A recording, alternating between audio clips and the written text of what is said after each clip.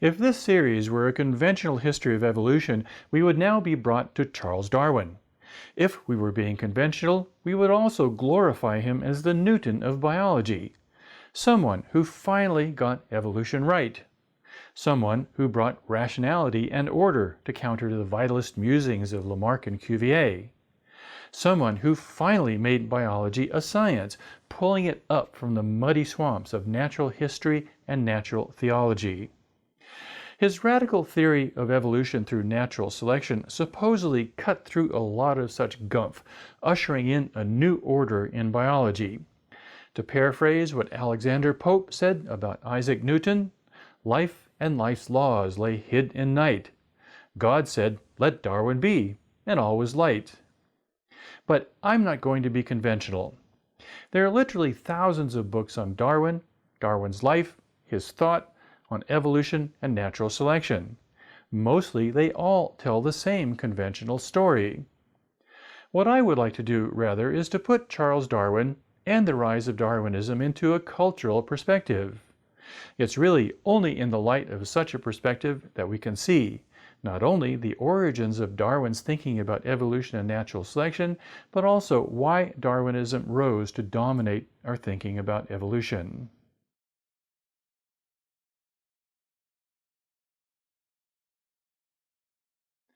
The Darwin family's roots are as yeomanry in the north of England, around Shrewsbury, near Birmingham. By yeomanry, I mean a class of independent farmers who have freehold rights to smallholding farms. This is to distinguish them from serfs, who, by definition, are beholden to a landowner, usually an aristocrat. The yeomanry are also distinct from the aristocrats themselves, that landed gentry who were owners of large estates. Still are, actually, truth be told. The yeomanry as a group were independent, innovative, and often closely in tune with nature. The Darwins were cut from this stock. By contemporary accounts, they were successful farmers, tinkerers, mechanically inventive, and closely observant of nature. They had the habit, as did many of their class, of collecting plants and animals from nature, and making extensive notes about them, where they lived, how they lived, and so forth. Gilbert White's classic 1789 book, A Natural History of Selborne, is exemplary. The English yeomanry were also generally prosperous because they worked for themselves and could keep the profits of their labors. The most successful of the English yeomanry were often grassroots political leaders of their communities, and they often considered themselves independent of any higher authority, whether it be kings or of established churches. In short, the yeomanry were the roots of the middle class that emerged as England was transforming into an industrial and imperial power.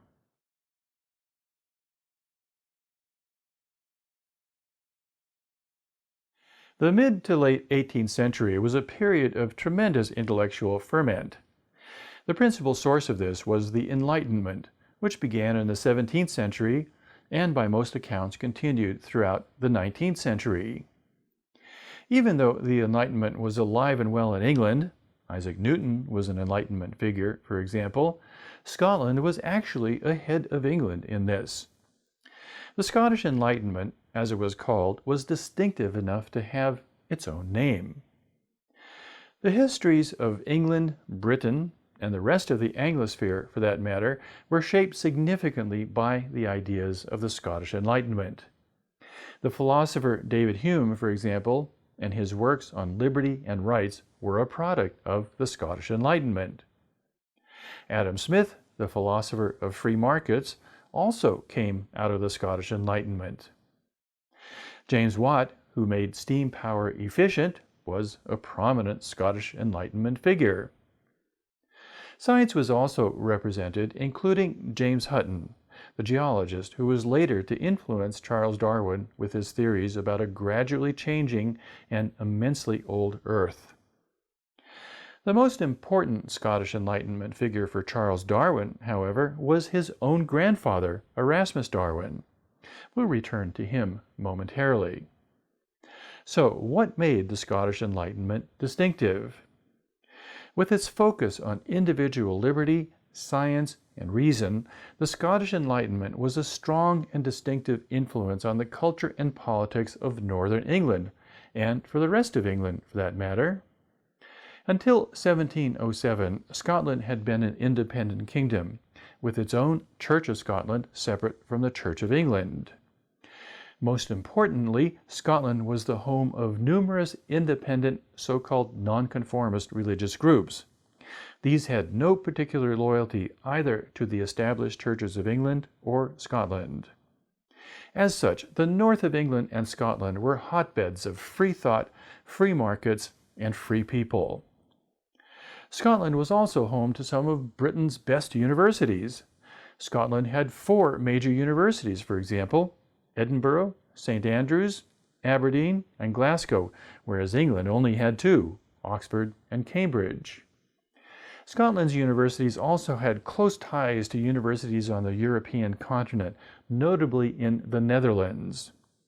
Many of the leading intellectual figures of the Scottish Enlightenment had studied at Dutch universities, most notably the University of Leiden, and had imported those ideas into England. Oxford and Cambridge were more closed off and provincial.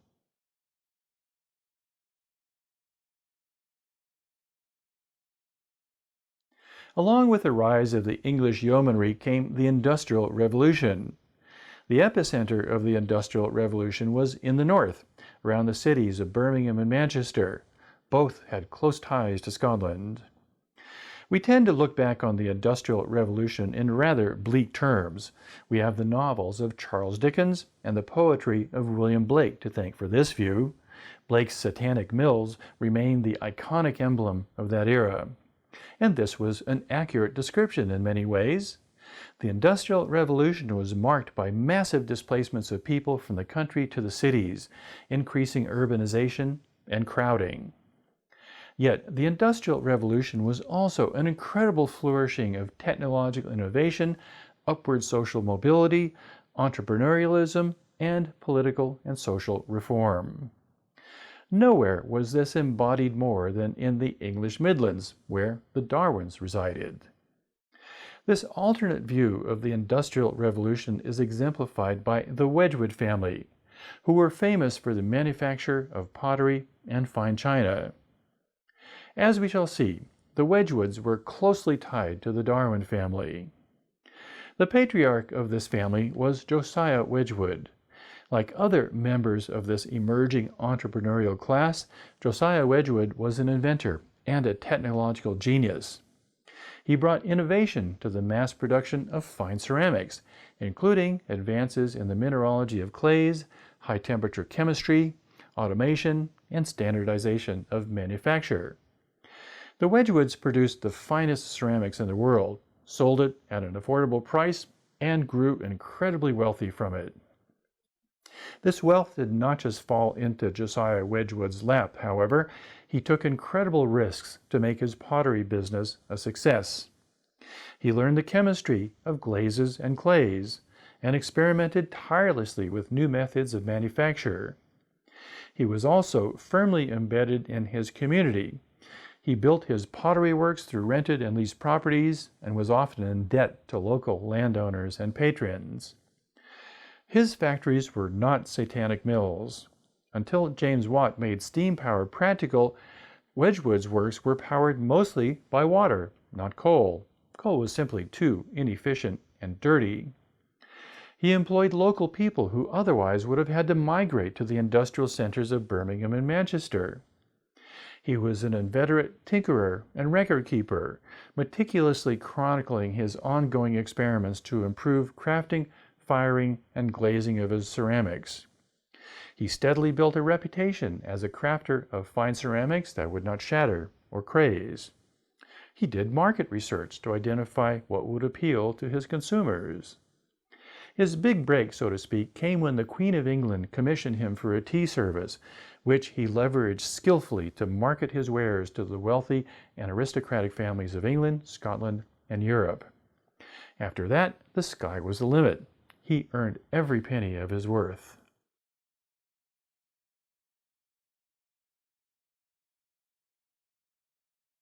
Which brings us back to the Darwin family. The yeomanry might have had roots in agriculture, but the increasing prosperity that accompanied the Industrial Revolution funded an emerging professional class, that is, physicians, lawyers, and others who could charge fees for their expertise. In the Darwin family, the first to emerge in such a role was Charles's grandfather, Erasmus Darwin. Erasmus Darwin had studied medicine at the University of Edinburgh. It's an open question whether he actually obtained the MD degree, but that didn't stop him from practicing medicine. And he was very good at it, apparently, because he built up a considerable fortune from his practice, which lasted as a going concern for more than 5 decades. His prestige even prompted an invitation from George III to become the royal physician. He declined the offer. Erasmus Darwin was a central figure in the intellectual tumult of the Scottish Enlightenment.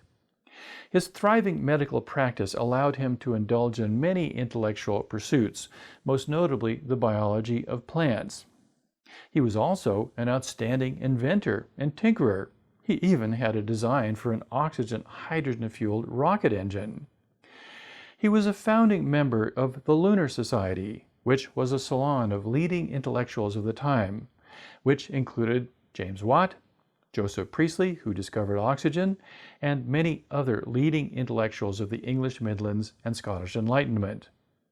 He also founded the Lichfield Botanical Society in his hometown, and as part of that he undertook to translate Linnaeus's works on plant taxonomy from Latin into English.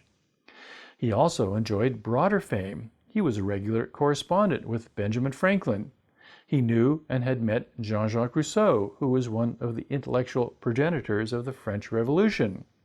He was known to contemporary poets such as Tennyson and Coleridge, and he even showed up in Mary Shelley's Frankenstein novel. In short, he had all the attributes of an Enlightenment man. He was a free thinker, skeptical of established religion, willing to entertain radical and audacious ideas. He was one of the early advocates for equal education for girls, a radical notion at that time. What concerns us here is Erasmus Darwin's early thoughts on evolution, which were very influential on his grandson's own thinking.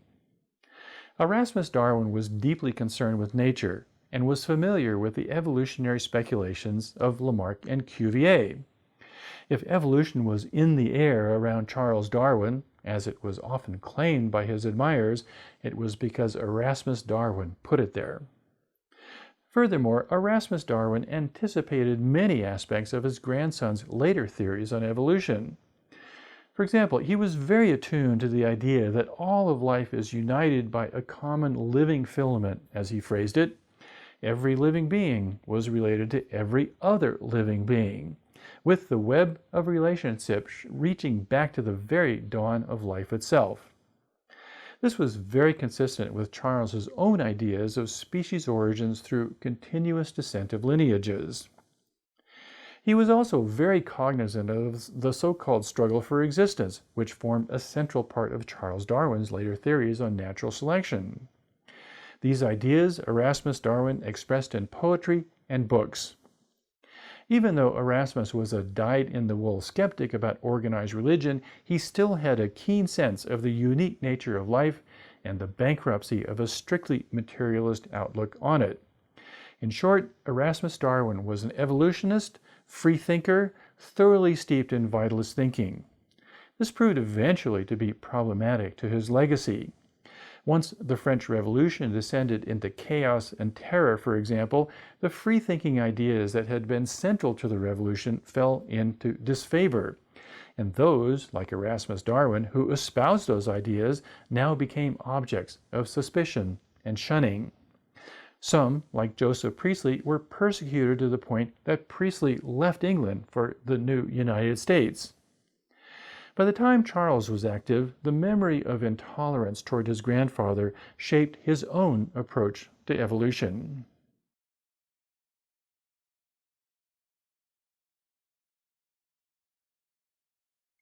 The Wedgwood and Darwin families were bound together intimately by marriage, and their respective family trees formed a prolific tangle of intermingled branches. Erasmus had 2 wives. His first marriage to Mary Howard produced 5 children, including Robert Waring Darwin, Charles's father. Erasmus's second marriage to Elizabeth Pole produced 4 children. We're not going to show that lineage here. In addition, Erasmus produced 5 illegitimate children, bringing the total number of his progeny to 14. By all accounts, Erasmus was a good father and partner to all. He acknowledged his paternity for all his children, whether they were products of marriage or not. After Mary Howard died, Erasmus fathered 2 children with his governess, Mary Parker. He and Mary Parker went on to establish one of England's first boarding schools for the education of girls. Among the children of the Darwin-Howard lineage was Robert Waring Darwin.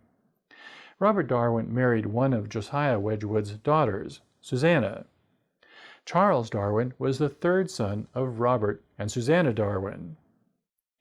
Robert Darwin took up the family practice of medicine and was even more successful at this than his father, Erasmus. Like Erasmus, Robert Darwin studied at the finest medical schools available to him, at the University of Edinburgh and at Leiden University in the Netherlands. Like Erasmus, he was exposed to the intellectual tumult of the Enlightenment.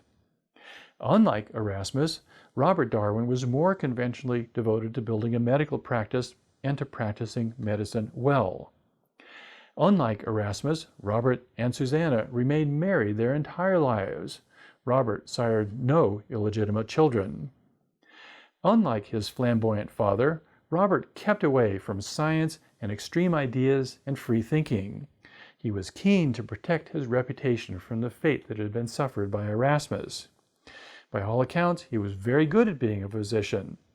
His medical practice allowed him to build a considerable fortune, adding to an already considerable legacy that Erasmus had left him.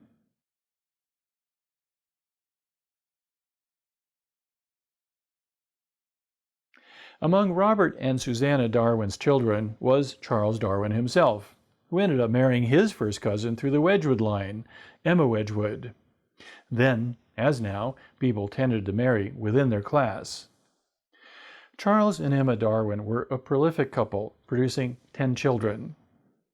Charles was thus the product of the 3 main trends of 19th century England. His grandfather was a famous, and at times notorious, freethinker, willing to chart his own course independent of the conventional mores of his time. His father was a well-respected professional, conservative, wealthy, and well ensconced in the upper middle class of northern England. His uncle was a wealthy, self-made industrialist, familiar with the struggles, challenges, and rewards of industry and innovative technology. All of this ensconced Charles Darwin in a world of wealth, privilege, and free thinking. This world not only secured his and Emma's financial future, it connected him to the intellectual elites of his day. By all accounts, Charles was a typical child of privilege. He attended medical school at the University of Edinburgh for a time, but he decided that was not to his taste. He then went on to Cambridge University, there to study for the Anglican ministry.